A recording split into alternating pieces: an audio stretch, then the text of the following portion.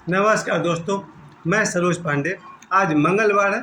सनातनी हिंदू अपने बच्चों के गले में हनुमान जी की लॉकेट क्यों पहनाते हैं?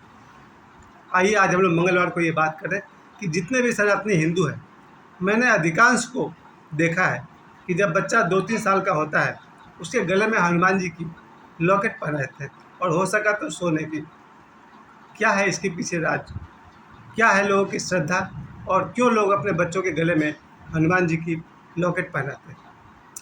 मेरे अपने दोनों बच्चों के गले में हनुमान जी का लॉकेट है और मैंने अपने परिवार में, ख़ानदान में और समाज में बहुत सारे लोगों को देखा है जो अपने बच्चे के गले में हनुमान जी का लॉकेट जरूर पहनाते हैं।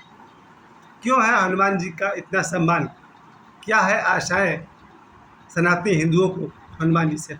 क्योंकि यही एक वीर है जो आज तक हम सब की सहायता कर रहे हैं। वैसे तो देखा जाए तो देवताओं की जगत में लाखों करोड़ों देवता ऐसे हैं जो हम सब की सहायता हमेशा करते हैं बिना हमसे कोई धन्यवाद मांगे। हाँ दोस्तों, ये बहुत ही रहस्य की बात है कि हमसे पहले इस दुनिया से जितने भी लोग गए हैं, उनमें से जो भी देवताओं के श्रेणी में है, देवताओं के कोटि में है, वो हम सब की सहायता समय समय पर करते रहते हैं, पर हम उन्हें धन्यवाद भी नहीं दे पाते हैं। लेकिन आज हम लोग हनुमान जी की बात करते हुए और 3 वीरों की बात करेंगे। वीर तो बाली भी थे, सुग्रीव के भाई बाली। वीर तो रावण भी थे, लेकिन हम सब हनुमान जी की पूजा क्यों करते हैं? सनातनी हिंदू से अगर पूछिए, क्या बाली वीर नहीं थे? बाली वीर थे। और बाली की वीरता में ये भी एक बात जोड़ी गई थी कि जो भी शत्रु उनके सामने खड़ा होगा, उसका आधा बल बाली के पास आ जाएगा और इसलिए बाली से मुकाबला करना बहुत ही मुश्किल था, यहाँ तक कि असंभव। फिर एक कथा ये भी आती है कि बाली ने रावण को अपने काख में 6 महीने तक दबा कर रखा था। तो एक तरफ तो रावण की वीरता, रावण इतना वीर जरूर थे कि उस समय भगवान राम को छोड़कर और हनुमान जी को छोड़ करके संभवतः कोई भी आदमी ऐसा नहीं था जो रावण से सीधा टक्कर ले सके। और मैं भी कभी कभी सोचता हूँ कि अगर रावण का मुकाबला बजरंगबली से सीधा सीधा हो जाता तो क्या होता। खैर, जो बात रामायण में कहीं नहीं लिखी गई है उस पर हम भी क्या कहें, सिर्फ अपनी राय दे सकते हैं।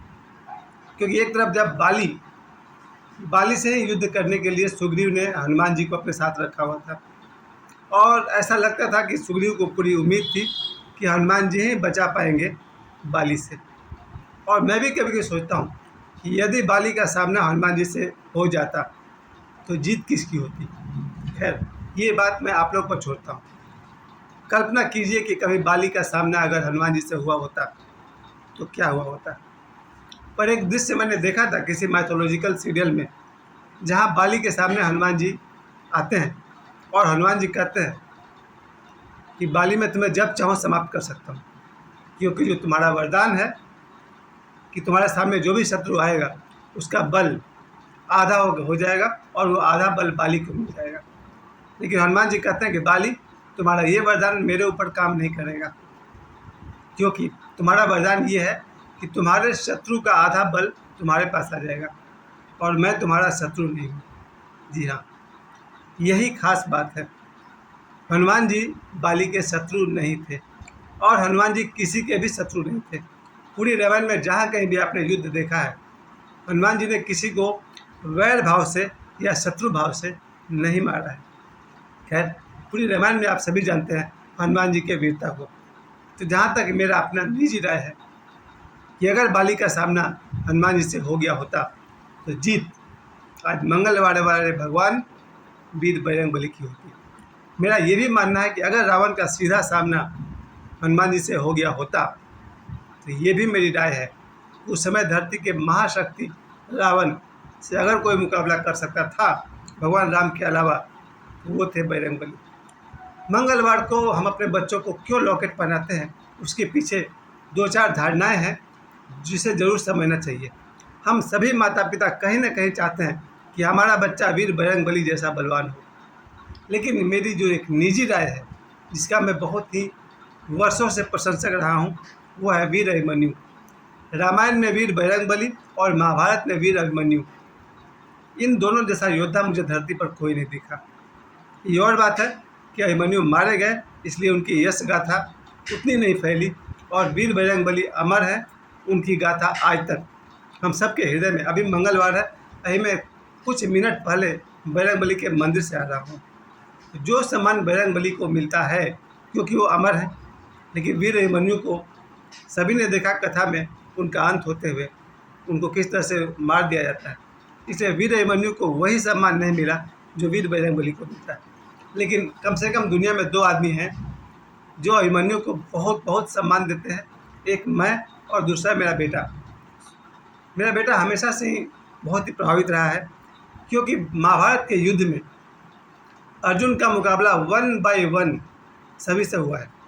अर्जुन का मुकाबला एक बार कभी भीष्म से हो रहा है, अर्जुन का मुकाबला किसी एपिसोड में कर्ण से हो रहा है, अर्जुन का मुकाबला किसी में अश्वत्थामा से हो रहा है, किसी एपिसोड में द्रोणाचार्य से हो रहा है। लेकिन अभिमन्यु एकमात्र ऐसा योद्धा था जो एक ही बार में 6 महायोद्धाओं से युद्ध कर रहा है। यानी अभिमन्यु का मुकाबला शकुनी, दुशासन, दुर्योधन, द्रोणाचार्य और भी कई लोग वहाँ हैं, कर्ण, इन सब के साथ उसका मुकाबला एक साथ होता है। ज़रा सोचिए, जो बालक ही कहेंगे क्योंकि मुश्किल से 18-20 साल उम्र रही होगी अभिमन्यु की, जब अभिमन्यु के सामने दुर्योधन आते हैं, दुर्योधन है, दुशासन है, शकुनी है, द्रोणाचार्य है, कर्ण है और शायद और भी कोई था वहाँ पर।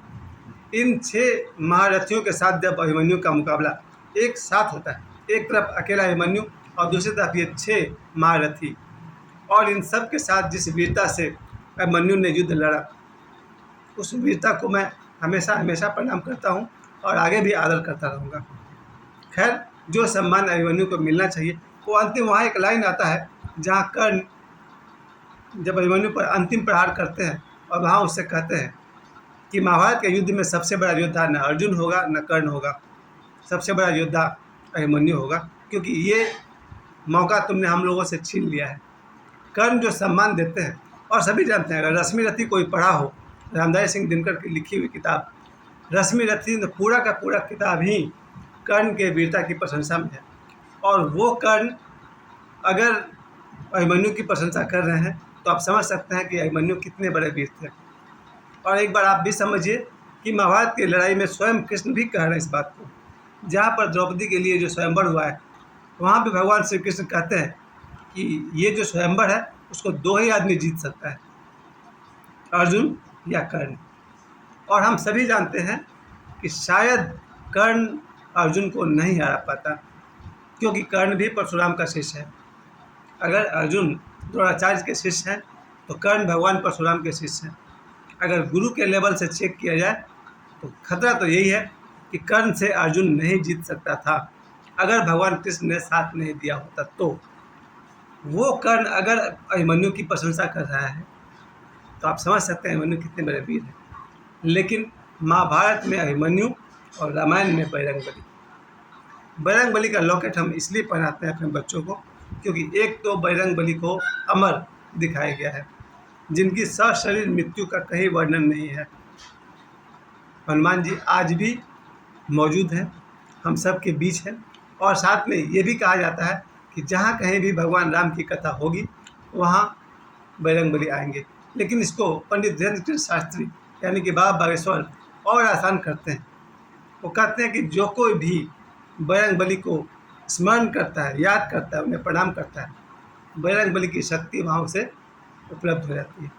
मैं इस बात से बहुत राजी हूँ। बचपन से हिंदू और सनातनी परिवार में बच्चों को बजरंगबली की कहानी सुनाई जाती है। बच्चों के गले में हनुमान जी का लॉकेट पहनाया जाता है, इसी आशा में कि बच्चा आगे जाकर वीर हो, महावीर हो।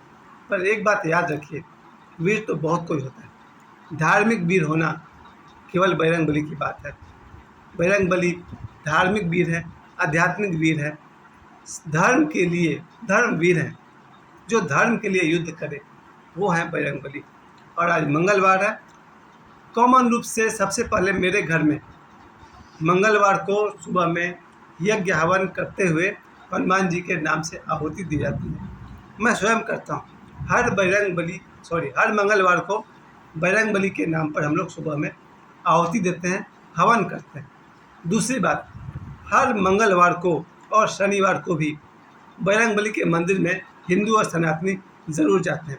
जब मैं मुंबई में था तब भी मैंने देखा था, मुंबई के सारे बजरंगबली के मंदिर में लोग ज़रूर पहुंचते हैं। तो मंगलवार और शनिवार को बजरंगबली के मंदिर में लोग ज़रूर जाते हैं। कुछ लोग बजरंगबली को सुबह में लड्डू का भोग लगाते हैं, और भी बहुत तरह से हनुमान जी की पूजा की जाती है।